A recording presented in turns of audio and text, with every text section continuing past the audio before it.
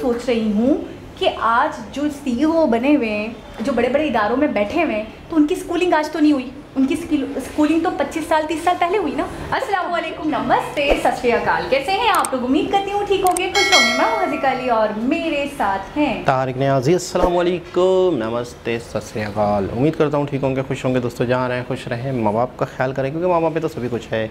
आज की हमारी वीडियो है गीता गोपीनाथ से। स्टार्ट करते हैं अपनी वीडियो को। Let's start. टाइटल है Geeta Gopinath, first women chief economist से। स्टार्ट करते हैं। Chief economics.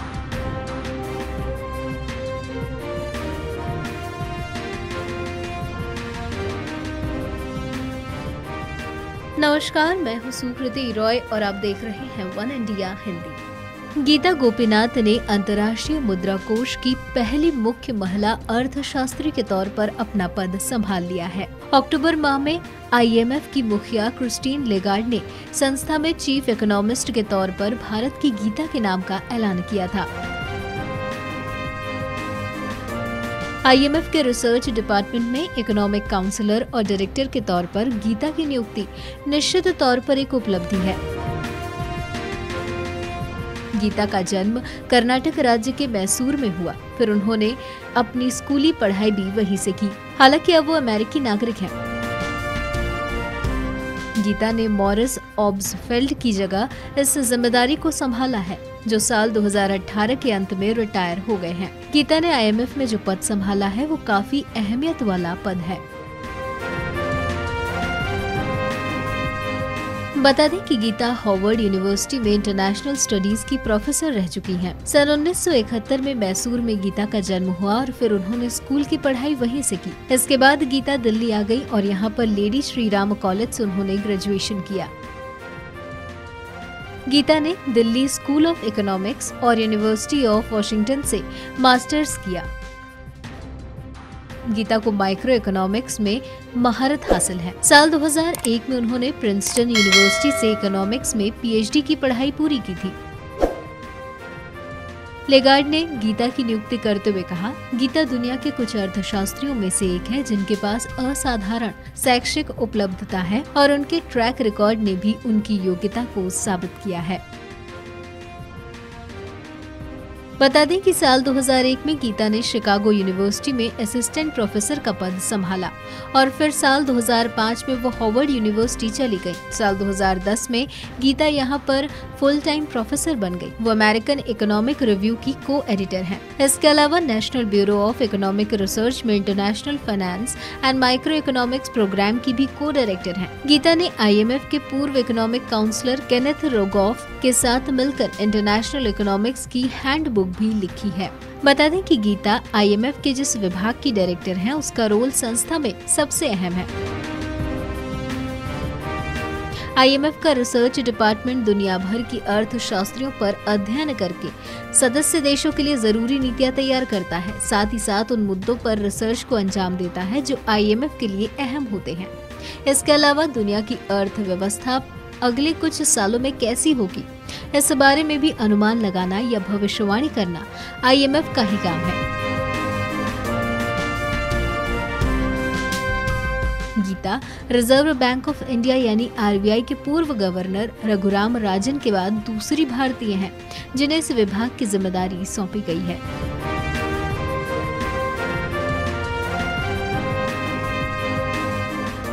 फिलहाल इस वीडियो में इतना ही। ऐसी ही कई अन्य जानकारियों के लिए बने रहिए हमारे साथ। जी जनाब, बहुत बड़ी न्यूज़ और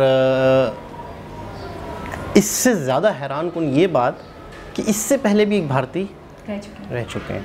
अच्छा, कर्नाटका से हैं ये बेसिकली, ठीक है। और देखा जाए तो ग्रेजुएशन तक की तालीम इन्होंने यहीं कंप्लीट की इंडिया में। उसके बाद ये हार्वर्ड यूनिवर्सिटी वगैरह, फिर कहीं पे सबसे पहले ये प्रोफेसर थी, फिर दोबारा हार्वर्ड यूनिवर्सिटी जो है वहाँ पे भी प्रोफेसर थी, फिर को-एडिटर भी रही हैं। फिर उसके बाद एक और पद इन्होंने संभाला और उसके बाद अब यहाँ पे यानी कि IMF में बुक भी लिखी प्रॉपर। बुक भी लिखी है प्रॉपर। तो कहने का मतलब यह है कि इस एज में इतना कुछ कर जाना। यार मैं आप लोगों से एक बात पूछना चाहती हूँ, इतना जल्दी इतना कुछ कैसे कर लेते हैं?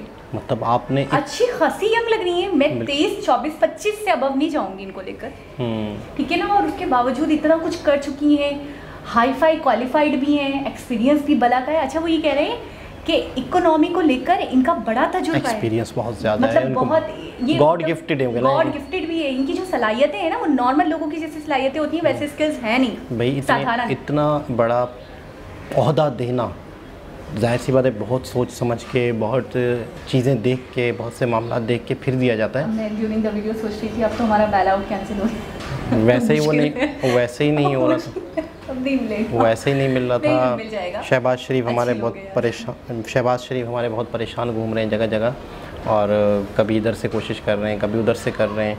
इतने टिकटॉक बन चुके हैं, इतने टिकटॉक बन चुके हैं। एक शख्स के सर पे बर्तन पड़े हुए हैं, दो शख्स के, एक शख्स आता है उसके सर से बर्तन उतार देता है कि मैं जो हूँ मांगने नहीं आया हूँ, लेकिन आप मुझे दे दें। उसकी चादर भी उतार लेता है, उसकी जेब भी मोबाइल में निकाल लेता है, उसकी घड़ी भी उतार लेता है। हाँ। लेकिन बस हम मेहनत करेंगे और दिन रात पसीना बहाएंगे और फिर आपका ये कर्जा उतारेंगे हम। मतलब तो लोग सही से काम खींच रहे हैं, ऐसी वैसी टिकटॉक भरा पड़ा है।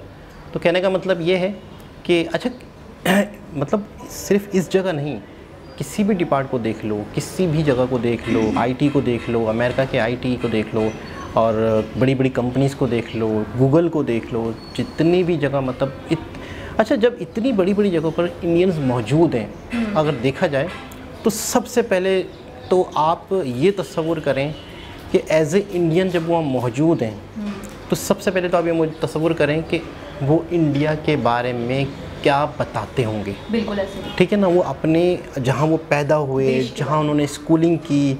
अच्छा, एक जगह से आपने स्कूलिंग की है और आप इस दुनिया के एक ऐसी जगह पर मौजूद हो जहाँ पर आना कोई मामूली बात नहीं है, बहुत बड़ी बात है। तो आपने इंडिया के किसी स्कूल में तालीम हासिल करने के बाद यहाँ बैठे हो, तो यहीं से क्या इमेज बनता है? अच्छा, इंडिया की तालीम इतनी ज़बरदस्त है, यही सोच रही। ठीक हो गया। अच्छा, इंडिया की तालीम इतनी ज़बरदस्त है, इंडिया के लोग इतने ज़हीन हैं क्या?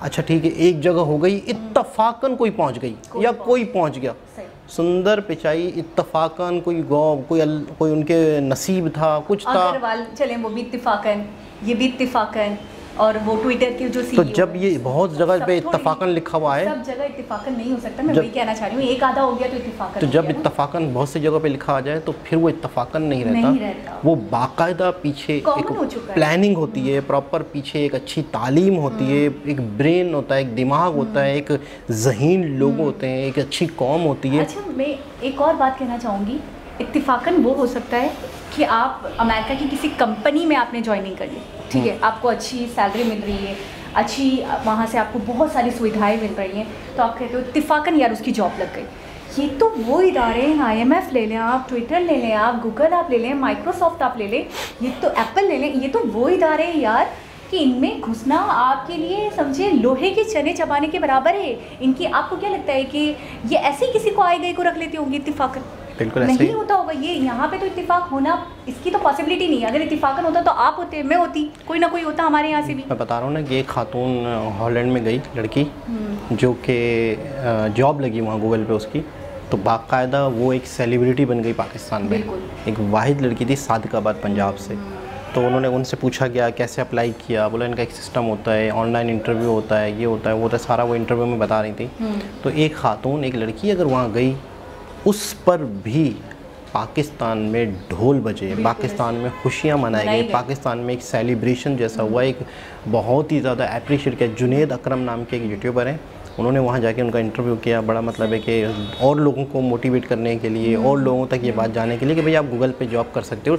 डेटा एंट्री पोस्ट तो देखें आप, मतलब एक नॉर्मल, लेकिन पाकिस्तानियों के हवाले से बहुत, मतलब पाकिस्तान में एक लड़की अगर वहाँ पहुँची है तो ये अपने आप में एक बहुत बड़ी बात है। अच्छा, एक और चीज़ जिसको हम थोड़ा सा मतलब हमें चाहिए कि हम इस पर भी नज़र डालें। मैं एक चीज़ और सोच रही हूँ, रेशियो क्या हो गया है।